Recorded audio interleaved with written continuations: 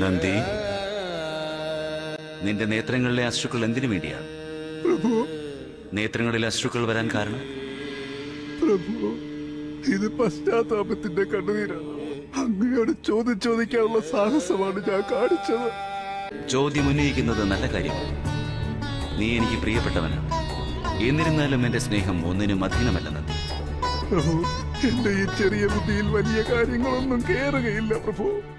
എന്റെ മനസ്സിൽ എന്നും അങ്ങയെ സേവിക്കുക എന്നുള്ള ആഗ്രഹം മാത്രമേ ഉള്ളൂ. ദിനരാത്രങ്ങളിലും ഊണിലും ഉറക്കത്തിലും അത് മാത്രമേ എന്റെ മനസ്സിലുള്ളൂ. സതീദേവിയുടെ ആഗമനം വരേക്കും.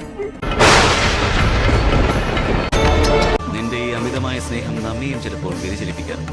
നിനക്ക് നമ്മിൽ നിന്നും പിരിയേണ്ടി വരികയാണെങ്കിൽ ഞാൻ അങ്ങയുടെ മനസ്സിനെ വേദനിപ്പിച്ചു. അങ്ങയുടെ സേവകനായി ഞാൻ ഇനി തുടരുന്നതല്ല ആഗ്രഹിക്കുന്നുണ്ടല്ലേ.